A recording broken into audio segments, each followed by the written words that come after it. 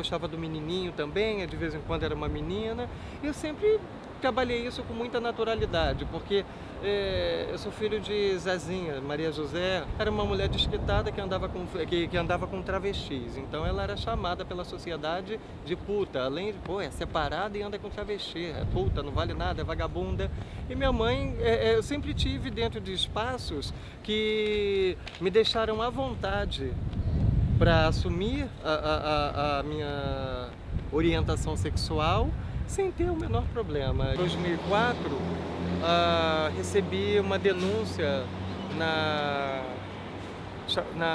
na ocasião da chacina da Baixada, de travestis e transexuais que trabalhavam ali na Via Dutra, num trecho em que foram feitas várias vítimas. Elas trouxeram essa denúncia, eu levei essa denúncia para a ouvidoria e para a corregedoria da polícia. 2 semanas depois eu tinha um grande contingente da PM atrás da minha cabecinha aqui no Rio de Janeiro. Meu companheiro de trabalho, dentro do centro de referência, foi assassinado, mas todo mundo falava que erraram de endereço, era o meu, não era o dele. Isso foi um grande motivador para minha mudança para Curitiba. Curitiba a situação é diferente, né? Lá a gente já tem um enfrentamento direto com grupos neonazistas, skinheads que fazem encontros nacionais e sul-americanos ali naquela cidade, se organizam. Eu cheguei em Curitiba, eu fui muito bem recebido na cidade na ocasião de uma campanha Limpe Curitiba, mate um negro e um gay por dia. Fizemos uma contra-campanha a essa campanha da nazi-fascista que estava rolando na cidade, né? Resultado disso, identificaram os neonazistas, o grupo de neonazistas, os meninos foram presos, não passaram 6 meses presos, e eu e o meu companheiro, o meu marido, fomos espancados numa praça em frente à ONG. Saindo da ONG, atravessamos a rua, fomos espancados. Meu companheiro, inclusive, teve que ficar 3 dias internado. Esse grupo se aproximou e nem sequer ofendeu, fez um primeiro contato verbal. Já chegaram batendo. Quando a Guarda Municipal de Curitiba, que trabalha armada e que não trabalha só cuidando de patrimônio público, eles também têm um grupamento especial que faz intervenção comportamental, identificou que era um casal heterossexual e um casal de gays, nós passamos a ser os violadores ali. Fomos colocados na caçamba, lavados de sangue, fomos colocados na caçamba, o casal neonazista foi na frente da viatura e foi uma tortura que parecia que não ia ter mais fim. Nos foi negado o direito a atendimento médico, lavados de sangue de cima até embaixo. O meu companheiro só teve atendimento médico depois, e olha que precisou ficar internado 3 dias, por causa de um trauma na cabeça. O grupo até hoje está solto, impune, só os guardas municipais que foram todos eles exonerados.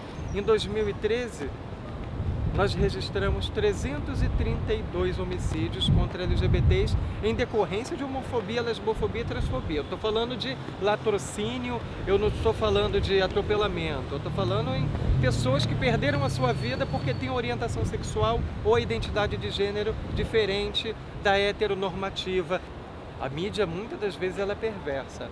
A mesma TV que coloca um casal gay, bonitinho, branco, de classe média alta, que todo mundo acha bonitinho na TV, é a mesma que omite informação, que quando a gente liga e denuncia casos de estupros corretivos de pais e irmãos que mandaram estuprar a própria filha para que ela aprendesse a gostar de homem, quando a gente vai fazer esse tipo de denúncia, a mídia nos dá as costas. É a mesma que dá espaço para fundamentalistas que incentivam a violação de direitos, como alguns religiosos fundamentalistas que pregam morte aos homossexuais.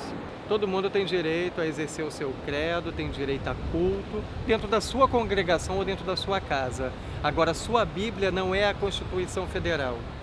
Então não é ela que vai ditar o que é lei, o que é certo e o que garante meus direitos. A influência da Igreja no Estado brasileiro é que tem sido um grande bloqueio, um grande atraso. Nós temos 17 estados com lei antidiscriminatória, mais de 100 municípios com legislação também que pune a discriminação pela orientação sexual e identidade de gênero, um judiciário que reconhece o casamento, não é uma união estável, uma parceria civil, reconhece o casamento entre pessoas do mesmo sexo. Isso é avanço, sim, mas nós precisamos de políticas estruturantes que combatam o racismo, o machismo e a homofobia. Hoje nós temos um governo que não dialoga com a sociedade civil e que rifa as nossas pautas. Nós temos um governo que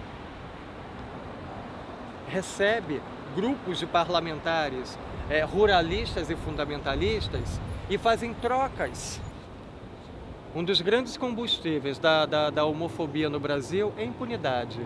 O judiciário é muito lento e nós dependemos de decisões judiciais que vão passar por um julgamento de valor que é muito pessoal, que não é da lei. Se aquele juiz ele é meio homofóbico, se ele não é homofóbico, ele vai dar um parecer favorável ou não. Então, dessa forma, eu posso dizer que eu, Márcio Marins, eu não me sinto amparado pelo Poder Judiciário no Brasil. Lei vai adiantar alguma coisa?